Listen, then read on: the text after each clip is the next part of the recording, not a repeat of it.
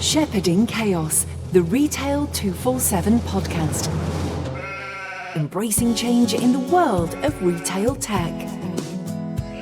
Hello, I'm Martin Schofield. Welcome to another episode of Shepherding Chaos. I'm the CEO and co-founder of Retail 247, and once again I'm joined by Alan Morris, Non-Exec Director of Retail 247. This time around, I'm going to let Alan take the lead as we discuss the subject of supplier or partner. Alan. Hi, Martin. I've been wondering recently about when suppliers, when tech suppliers talk about their relationships with retailers as a partnership, what actually makes a partnership? And does a supplier really have a partnership? Or is it actually just a marketing slogan? What do you think? Difficult. I mean, obviously, in a lot of instances, it is just words. But I think a true partnership is defined by, from a supplier perspective, it's defined by empathy. Empathy for the understanding of the industry where we work. So, retailers talking about retail things. It's about mutual trust and being aware of each of the areas of expertise. And it's about treating each other fairly. I mean, we are not a charity. We need to get paid at the end of the day. If you start off with a confrontational way, there are inevitably casualties. So I think it's about empathic behaviour is my summary. Yeah. So, given the fact of the opening comment of retail, so partnerships, is it something real or is it just a slogan? And you said that in some instances it's words. Try and bring some of those words you just used to life. Give me some sort of practical examples. Some of the things that in any partnership, in any walk of life, whether it's business or personal, it's a two-way street. People need to bring specifics to that partnership from both sides, from the supplier and the client. So, give me some practical examples on what really a supplier needs to bring to the table. Good questions. I suppose my general view and where I get most frustrated is where we talk about being able to deliver things. So I'm going back to being, when I was a CIO, effectively, being told we can deliver things, being told that our areas of expertise. But as soon as you deviate from that promise, there's another bill, there's another, we should have thought that in the first place discussion. And in reality, a true partnership is about the supplier, I use the supplier term as in partner, being confident enough to challenge, put their opinion forward, but equally confident enough to say, you were right, we made a mistake, it's our fault, we'll pick up the cost for this one, we'll just make it right. Because sometimes things are just the right thing to do. It doesn't have to be about breathing an extra 3 breaths costing you an extra 500 quid. It's interesting when you talk about challenge. I suppose I use the word challenge, just to interrupt, because we as a supplier are being hired for either our technical expertise or our business expertise, or usually a combination of the both. And if we're not bringing anything to the party, then what are we doing there?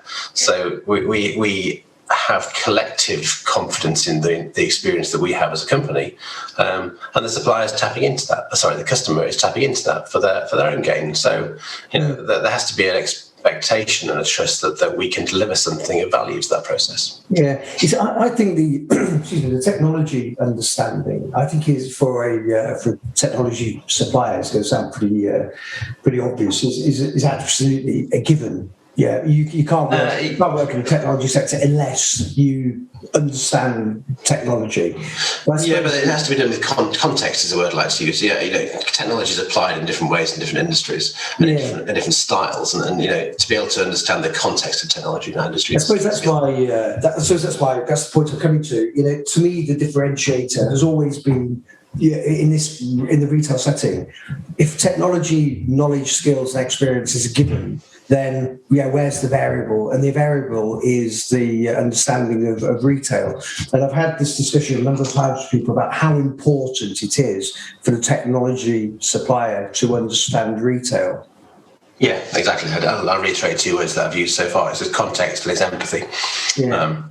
It's about the application of technology in a particular to solve a particular problem. We're not sending people. We're not flying helicopters on Mars, as I've been reading about this morning. We're selling clothes and selling product. And we treat technology projects in a different way. It's not a 10-year program to fly to Mars. It's hang on a minute, how do we launch this different promotion next week? So there are different styles and different understanding of the empathy of the industry. So how can a retailer, it's easy to check somebody's technical credentials, but how does a retailer check a supplier's retail credentials? Again, difficult. How do you trust anything? I mean, every supplier will tell you how wonderful they are, as do we. And I suppose we're wonderful in certain circumstances. We might not fit to every need, every project. I guess that. Sorry. No, as I say, but the thing, I guess how we judge people very quickly, inevitably. And I've been involved in many selection programs, and you tick all the boxes and you listen to all the words. But at the end of the day, you get a good feel as to whether you like somebody and likes the proposition. So there's that initial judgment, and then very quickly into a project, you get the true supplier coming to the surface. You get to know whether they're going to achieve the things we talked about earlier, whether they're going to deliver stuff that they promise, if they make a mistake, whether they're going to own that mistake and fix it, that sort of thing. Yeah, I want to come back to that point in a moment, but just to sort of keep on this retail, the real retail credentials, real retail knowledge.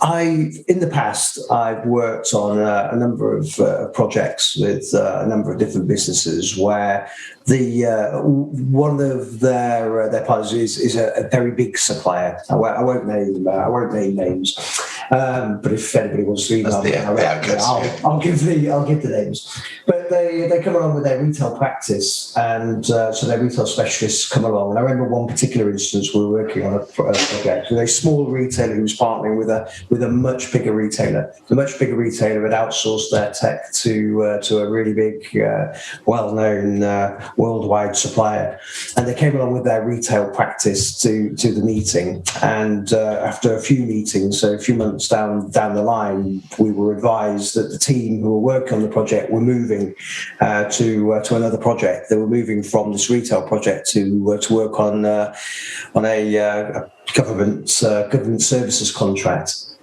which the business had just won. So they're obviously their A team, and they were moving on to something different. Which then sort of throws questions. Well, if you move from a retail project to a non-retail project, how much of a retail specialist are you? Is retail specialism actually shown by the fact that somebody goes into retail and never comes out of it, like you, for example, and me and many other people who have always worked in the retail sector? Do you actually need people in your organisation as a supplier to say we are really true retail specialists when people can't go and jump ship and go work in a government services contract because they've always worked in retail? Yeah, no, I agree. I suppose I'd only caveat that slightly with it's good to be aware of the other industries and technology application in other industries, and we've done some work outside of retail recently, and the core sets of technology are transferable and the core sets of logic are transferable, and it's good to bring back thoughts from other industries into your sector. But we're still retail at heart, and our collective experience is best put to use when we look at the retail sector. Yeah. Okay. The point I was going to come back to that you started to make was when the selection process, the courtship process, when a retailer starts to look for new suppliers, and a new supplier starts to pitch their wares. There's obviously a selection process that the retailer goes through. Sometimes it's good and sometimes it's bad. And I'm saying that from a supplier's perspective. Sometimes the questions you get asked are really thought-provoking, really make you think, and actually the answer will give some real insight to the retailer. But actually, quite often the questions that are asked, often by external consultancies as part of the supplier process, they never really extract any useful insight. They ask you questions which you can easily answer if it's a product, asking if it's a supply chain solution or a PIN solution, asking if the product solution can create products and prices and attributions and so on is a bit nonsensical when you look at how many times it's been installed and how many suppliers it's got. The answer is, of course, it can. There are more detailed questions than that. But leaving that to one side, are there times, should a supplier select the clients they want to work with carefully if they want to work in a true partnership? Or does everything, can a supplier make every client relationship into a partnership? Yeah, would we like to be in a position to turn down work, I think is your question. So difficult, isn't it? I mean, you because you are confident, you like to think you can turn any project into a success. But yeah, I think logically, yes, you're right. At the end of the day, if there isn't a mutual meeting of minds and shared, desire to achieve an end game, then yeah, you're destined for failure, and you should probably be brave enough to call it a day early on. Now, I guess part of the selection process should naturally whittle that out. But it would be nice to think that if you saw that there was little hope of achieving a mutually beneficial end game, then yes, you would decline, or you would be in a position to say, hang on, we can't work in this way. How's about this for an alternative? Yeah. Do you think for me, retail's always been about, from a retail perspective, the best retailers have been the ones who are able to have and react to gut instinct. I'm not talking about knee-jerk reactions, although the industries can sometimes be prone to knee-jerk reactions because it's so dynamic. But actually, people go with gut feelings. So when you were on the retail side of the fence, I'm sure that you had a gut feel about a supplier who came to pitch to you pretty early in the process, in the first 5 minutes of meeting them, maybe? Of course you do, yeah. Same as interviewing people, isn't it, if we're all honest? And pretty quickly, seconds, minutes, whether that person's going to gel with you, whether that person's going to fit into the team dynamic. The same applies to selection programs. Although I would, again, caveat that with the fact that written submissions are completely different to the verbal presentation. Written submissions are how good a person you've got to deliver, put a PowerPoint slide together to write a document. But obviously, when you get face to face and get into a more of a stand-up question and answer session, then it's the person's true, knowledge and depth of knowledge becomes to light. I've seen selection programs where you've had brilliant written submissions. The collective board thinks that they're going to be the number one tick box exercise and come out the other end as they're bottom of the list because the pack's put together by a set of experts at pack production, but in reality, the people that would deliver the project are of the same caliber. Absolutely, and I think that's a really important point. And the fact that, and I suppose, you see people who go in with big pitch teams, and they really are the A team, the best people the supplier might have available at the time, given the opportunity. But actually, when the opportunity is won, the A team move off. The people move in to begin with, and before you know it, you've got the C team who come in to try to deliver. So the promises, the expectations set, are never matched. And I suppose that feels like a good time to say, and that's why small companies are better. But that's a little bit cliche because obviously we are relatively small. But when you're working with smaller companies, and I say this from being a CIO, then you are seeing the people that are going to deliver it. You're seeing the chief executive of the company. You're seeing the end-to-end ability of that organisation rather than just a select few who are delivering a certain piece of the equation. That's absolutely right. And one day, maybe offline, or maybe we should do it online one day, as the fact that you used to be my client in another line. There are always exceptions, David. you can tell me just what a great job I did of convincing you that I was going to be a great partner to work with. Indeed, yeah. It's an interesting, it's a really interesting dynamic. But I do think that, in sort of, let's try and summarise this now, that and especially given where retail is at the moment and where the economy is and where the world is, the idea of unity and everybody pulling together to a common cause, whether you're part of the client or part of the supplier, is absolutely critical. So this idea of partnerships is vital, isn't it? Yeah, it is. It's lots of words are springing to mind. It's going back to the empathy thing, but it's also it's pride. We as particularly, I suppose, me as more time on the customer side of the fence and the supplier side of the fence. It's just delivering stuff that's good. It's the pride that we are delivering a solution or a service that makes a difference, that adds some value, and isn't just a tick box exercise. I've worked with, again, being careful what to say. I've worked in projects where. You're 3 months into the process, you've seen the first deliverable, and it's ridiculously slow. And I've literally had conversations where the supplier has said, well, the spec didn't say it had to be fast, did it? And I thought, well, it's not really the point, is it? So, you need pride in delivery, pride in delivering the best service and the best solution you possibly can. Yeah, you do, and I do think. Go back to your points about this being a cliche. I think I don't know if it's pride, but you certainly get ownership where the layers between the people actually on the projects and the people running the company are few and transparent. So that if you're the client, and you do have a problem and you don't think it's getting addressed properly, the idea that you can go to you can go the chain very, very quickly to get to the point that the person who has to make a decision, because invariably it's probably their business. It has a lot of value to be had, and I'm not saying that just because obviously Retail 247 is still in that bracket, but even when I was with Retail Assist, we started with no clients, and we built up with more clients over the years. And the biggest challenge was trying to maintain that closeness between the business and the clients. But also, again, you made a point right at the beginning that suppliers have to make money.